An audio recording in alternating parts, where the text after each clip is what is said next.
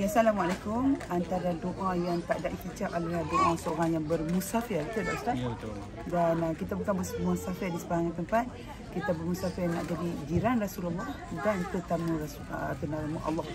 Dan antara bulan yang orang kata diberi keutamaan, 4 bulan yang diberi keutamaan adalah bulan awal bulan Muharram yang diberi nama bulan Allah. So kita sebenarnya di penghujung dan kami akan meraihkan 10 malam bukan 10 malam terakhir, awal Muharram dan juga Jumaat terakhir tahun ini. So antara benda yang saya duk panggil seramai-ramai, jom berkongsi rezeki dengan bersedekah.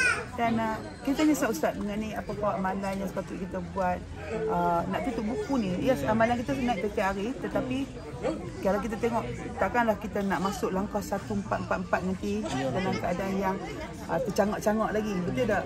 Kalau kita dalam tone orang putih ni, kita siap ada buku resolution. Resolution 10 way I nak buat untuk bisnes, untuk planning semua. So mari kita tanya pendapat Ustaz. Ustaz ni Ustaz baru saya. Okey, dia tanya. Ya, saya Ustaz Arif hari ini bertugas dengan dating kita. Untuk kita pergi pada perjalanan pertama kita akan masuk dulu dekat rumah yang satu kawasan yang macam mana diketuai oleh baginda Muhammad sallallahu alaihi wasallam. Jadi dekat sini di antara amalan-amalannya kita kena faham Islam ni adalah agama yang strategik. Jadi bila kata macam tu, kita kena sentiasa plan untuk masa-masa kita akan datang. Dan ini masa dia.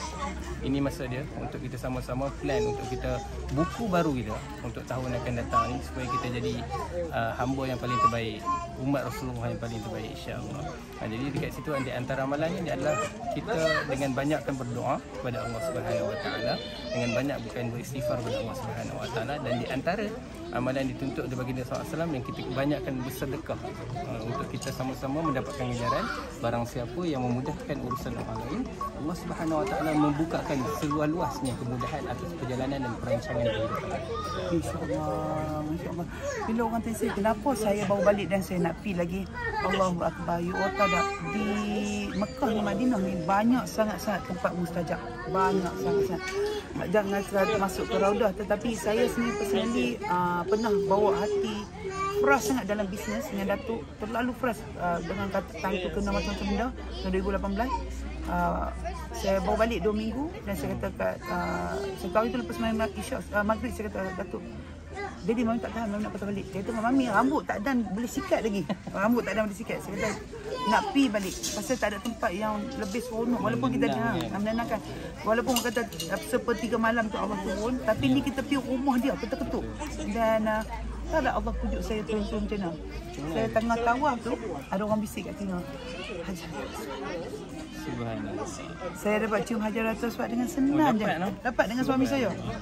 Dengan senang je. Saya kata bila kita berhajat sesuatu, Allah atas sangkaan hamba dia. Ya, betul.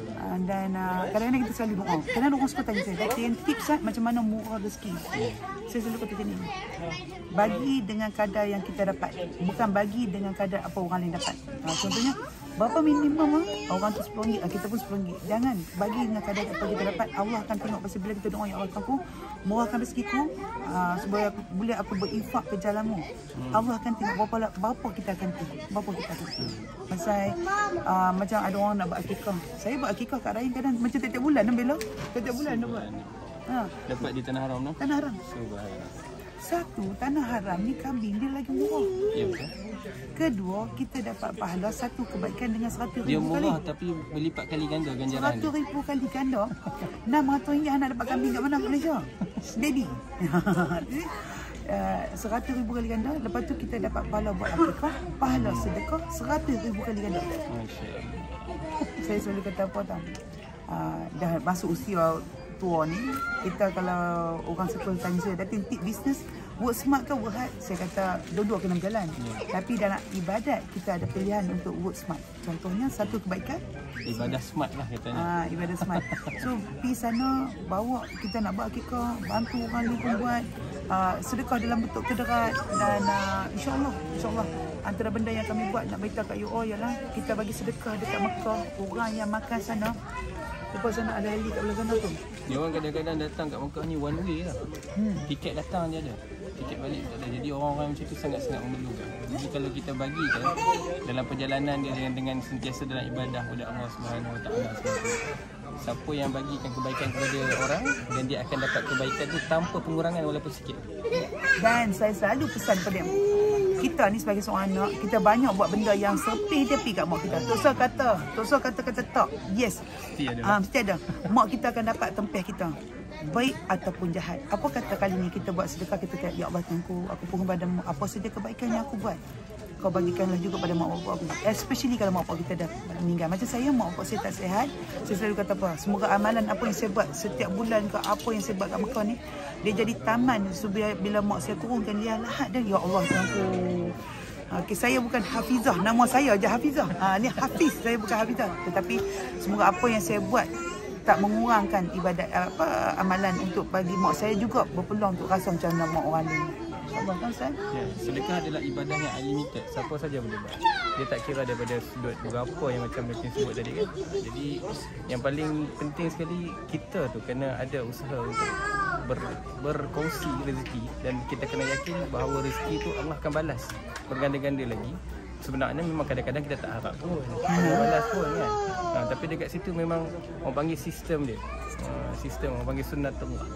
Pasal tu kita kata kita belajar macam Rahim buat tagging nama Allah tu. Salah satu dia Ya Rahman Ya Rahim Ya Allah. Allah Maha Kaya juga.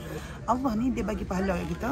Tak kurang pun bila kita niat untuk orang lain juga. Satu. Yang kedua, minta lah. Ya, sampai dia kata selangkah kita ke arah dia 10 kali langkah. Saya sa'alaka ibadi anni fa inni qarib. Macam mana dia Ustaz? Wa idza sa'alaka ibadi anni fa inni qarib. Daripada Al-Quran surah Baqarah mengatakan, kalau ya Muhammad, kalau hamba-Mu tanya di mana aku sangat dekat dengan hamba-Mu. Betul lah macam dia cakap tadi, uji budak watadda'i idza da'an. Kita berjalan pada Allah berlari pada kita. Orang pernah tanya saya, Datin tak penat ke balik seminggu pas terbalik? Saya tak penat. Pasal apa? Nikmat yang Allah bagi kat saya disebut banyak kali dalam surah Ar-Rahman. Sampai saya kata, ya Allah Tuhanku, apalah kebaikan yang aku buat sampai bila aku sebut nak pergi tanah haramnya, Allah mudah. Allah bagi semua. Nak pergi tanah haramnya Allah bagi. Macam ni Ustaz. Saya kata saya nak pergi lah, nak terai rasa penutup. Allah bagi.